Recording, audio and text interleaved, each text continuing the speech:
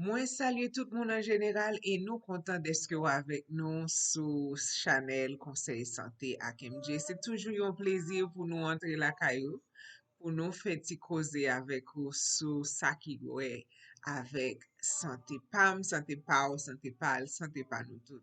Jodi a, nous pral parler sur ça que ça yon femme doit connaître sur ça qui relè maladie cœur, qui ça li doit faire pour li pas tomber en bas maladie ça qu'a fait un pile ravage.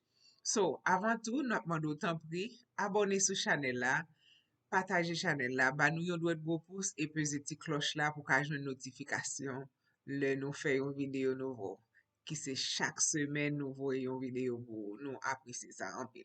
So, jodi a moun yo, an nou entre dans moment cause a qui c'est nous pral parler avec mesdames yo surtout. Ça c'est partie 1, n'a fait une partie 2 très bientôt. Côté que nous pral discuter, ça fait problème que ensemble avec mon nou yo parce que nous connaissons maladie cœur son maladie qui fait un pile ravage dans le monde entier parce que depuis yo dit ou fait cholestérol, ça veut dire vaisseau yo commence gagner et m'ka dit tant que c'est tant que tuyau la caillou s'il bouché de l'eau a pas bien sorti ou qu'on ouais Haïti le ouvert tuyau a ouais la li vini avec une force comme ça tout li ralenti gen de l'air ou bientôt il pas sorti bien tandis que son bagay qui ka bouché l'on côté et depuis gen bouché ça veut dire li pas sorti j'en doit sorti depuis gen on côté que l'eau et l'eau a alom di de l'eau mais on connaît c'est sang dans konou qui bloqué depuis gen blocage ça veut dire gen risque pour yon moun fait ça krele et attaque et nan kè yo qui c'est heart attack et nous pas ta souhaité ça arriver pour aucun moun.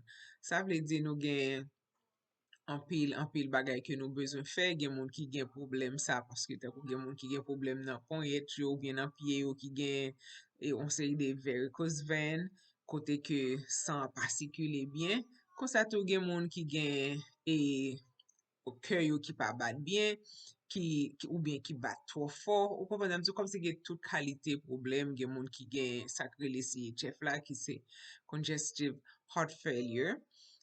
So tout bagay sa yo fait que moun nan pa pompe bien ou bien pas bat bien ou bien pas relax bien jan l ta dwe fè ya.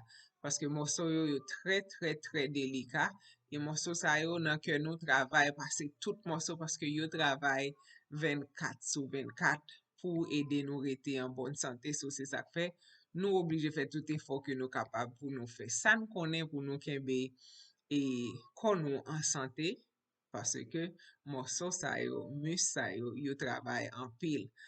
So, mesdames yo surtout, mesdames yo alors un petit genre, m'fier de yo dans le sens que le yo gon problème yo pas tant non paquet temps pour yo al checker docteur, yo toujours fait sûr que yo al checker le plus vite que possible, mais comme ça tout gen nan nou qui kon fait négligence. So, et quelques petits signes si ou ta wè ou n'a mande autant pri pas chita sou yo, pas chita gade parce que li important pour al checker docteur et nan pour capable faire sûr que ou genyen et yon résultat ou bien ou fait test nécessaire yon façon pour ka konnen ki sa ou genyen. Par exemple, fi yo, symptômes yo kon paraît un petit jan différent, surtout laisser et problème attaque cœur yo pral genyen.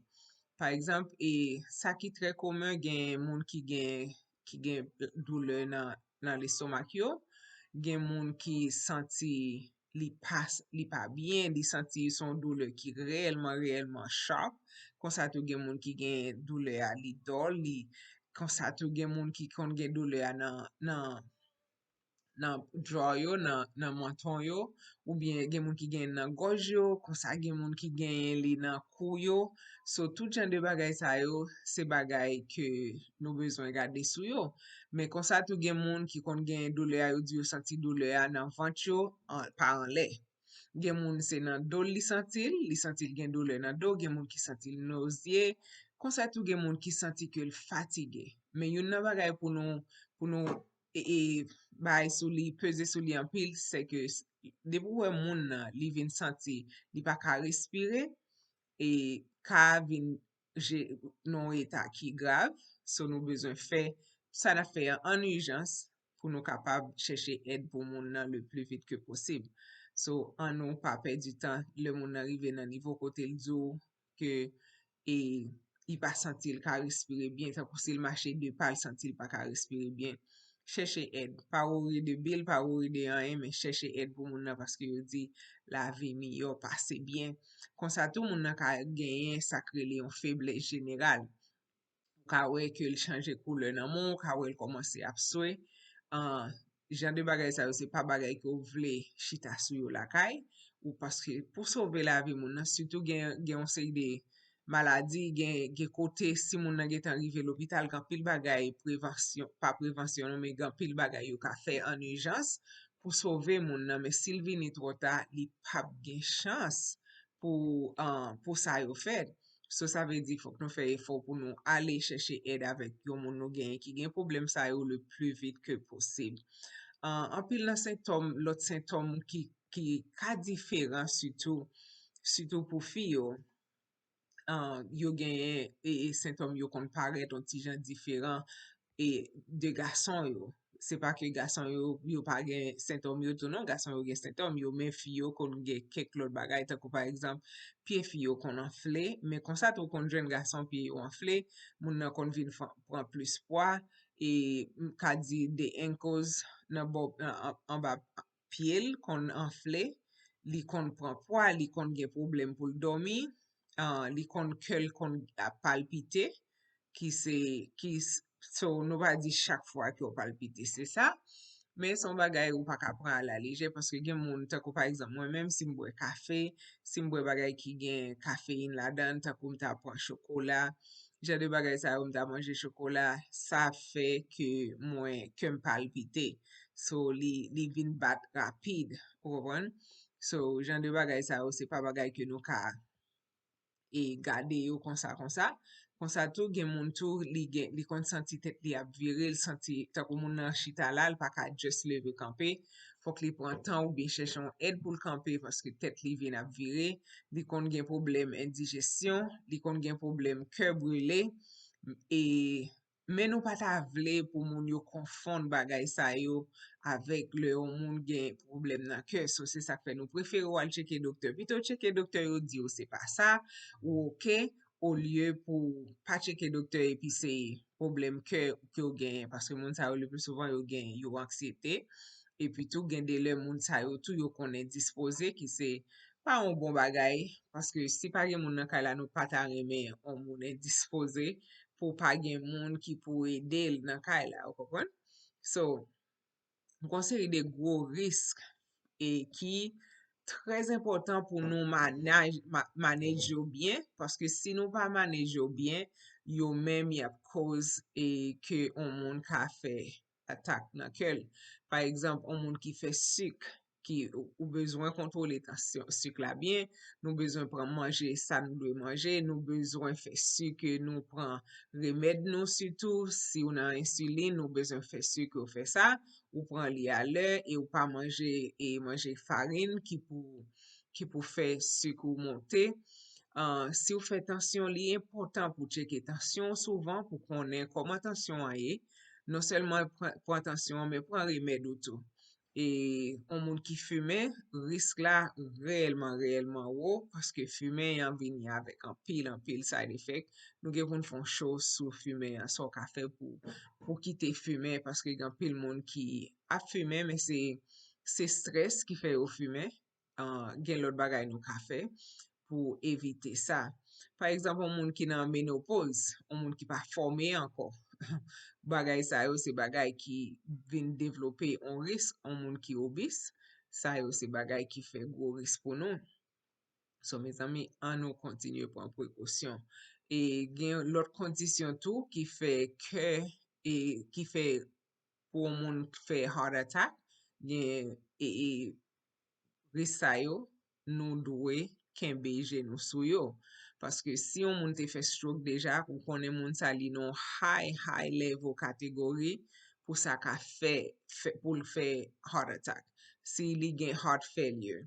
Ça veut dire que a déjà pas marché bien déjà, so li non on gros high risk. S'il gen aneurysm, nous connaît gen moun qui gen aneurysm qui pas réparé yo parce que docteur kon dit que grosse lié a li pas besoin réparation, yo seulement ap gade yo, ça vle di moun sa yo tout, yo genye gros risque, c'est moun qui besoin non seulement prendre précaution mais kembe onje, dormi onje ouve onje fermé sou on série de bagay pour yo ka konnen ki le pour yo kouri al ka docteur.